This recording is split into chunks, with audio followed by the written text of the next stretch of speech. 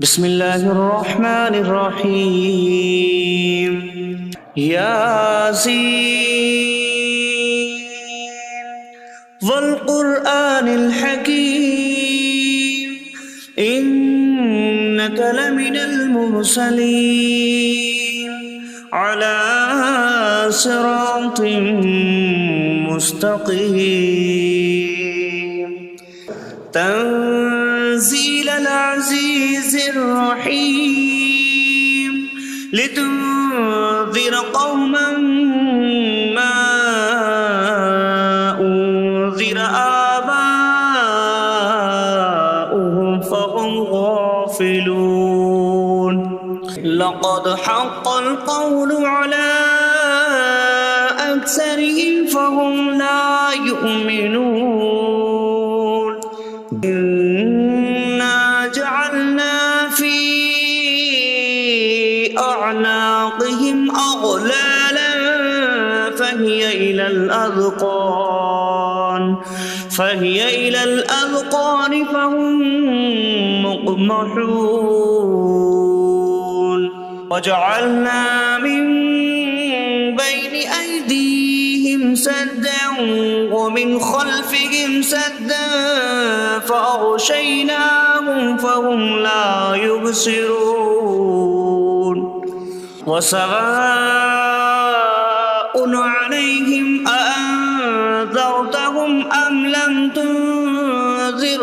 لا يؤمنون إنما تنذر من اتبع الذكر وخشي الرحمن بالغيب فبشره بمغفرة وأجر كريم إنا نحن نحيي الموتى ونكتب ما قدموا وآثارهم وكل شيء أحصيناه في إمام مبين واضرب لهم مثلا أصحاب القرية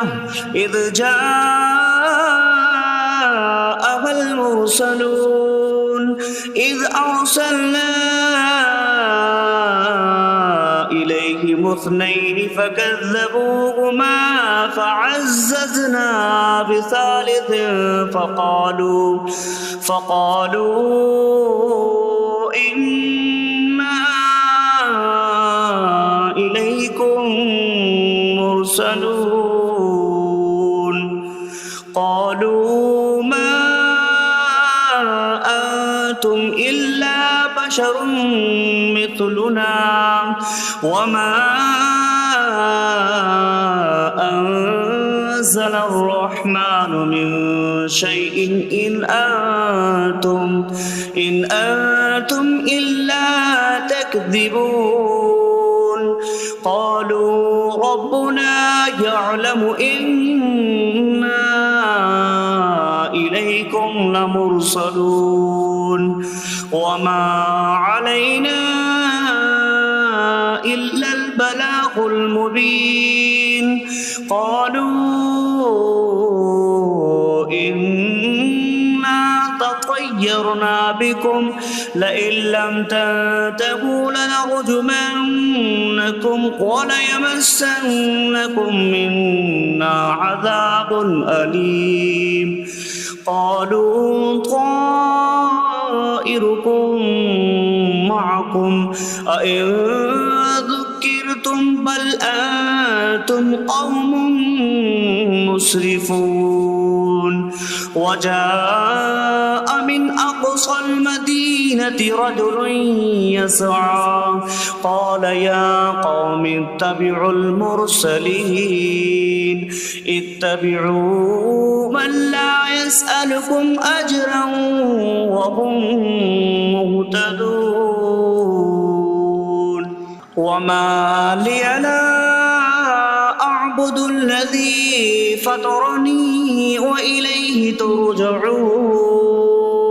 أأتخذ من دونه آلهة إن يردني الرحمن بضر لا تغن عني شفاعتهم شيئا ولا ينقذون إني إذا لفي ضلال مبين إني آمنت بربكم فاسمعون قيل ادخل الجنة قال يا ليت قومي يعلمون بما غفر لي ربي فجعلني من المكرمين وما أنزلنا على قومه من بعده من جود من السماء وما كنا منزلين إن كانت إلا صيحة واحدة فإذا هم خامدون يا حسرة على العباد ما يأتيهم من رسول إلا كانوا به يستهزئون ألم يروا كم أهلكنا قبلهم من القرون أنكم إليهم لا يرجعون وإن كل لما جميع لدينا محضرون وآية لهم الأرض الميتة أحييناها وأخرجنا منها حبا فمنه يأكلون وجعلنا فيها جنات من نخيل وأعناب وفجرنا فيها من العيون ليأكلوا من ثمره وما عملته أيديهم أفلا يشكرون سبحان الذي خلق الأزواج كلها مما تنبت الأرض ومن أنفسهم ومما لا يعلمون وآية لهم الليل نسلخ منه النهار فإذا هم مظلمون والشمس تجري لمستقر لها ذلك تقدير العزيز العليم والقمر قدرناه منازل حتى عاد كالعرجون القديم الشمس ينبغي لها أن تدرك القمر ولا الليل سابق النهار وكل في فلك يسبحون وآية لهم أنا حملنا ذريتهم في الفلك المشحون وخلقنا لهم من مثله ما يركبون وإن نشأ نغرقهم فلا صريخ لهم ولا هم ينقذون إلا رحمة منا ومتاعا إلى حين وإذا قيل لهم اتقوا ما بين أيديكم وما خلفكم لعلكم ترحمون وما تأتيهم من آية من آيات ربهم إلا كانوا عنها معرضين وإذا قيل لهم أنفقوا مما رزقكم الله قال الذين كفروا للذين آمنوا أنطعم من لو يشاء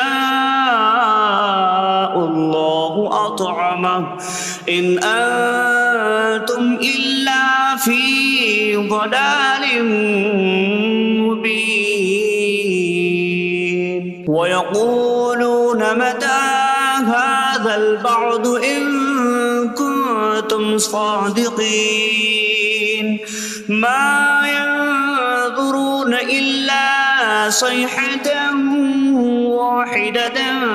تأخذهم وهم يخصمون فلا يستطيعون توصية ولا إلى أهلهم يرجعون ونفخ في الصور فإذا هم من الأجداث إلى ربهم ينسلون قالوا يا ويلنا من بعثنا من مرقدنا هذا ما وعد الرحمن وصدق المرسلون إن كانت إلا صيحة واحدة فإذا هم جميع لدينا محضرون فاليوم لا تظلم نفس شيئا ولا تجزون إلا ما كنتم تعملون إن أصحاب الجنة اليوم في شغل فاكهون هم وأزواجهم في ظلال على الأرائك متكئون لهم فيها فاكهة ولهم ما يدعون سلام قولا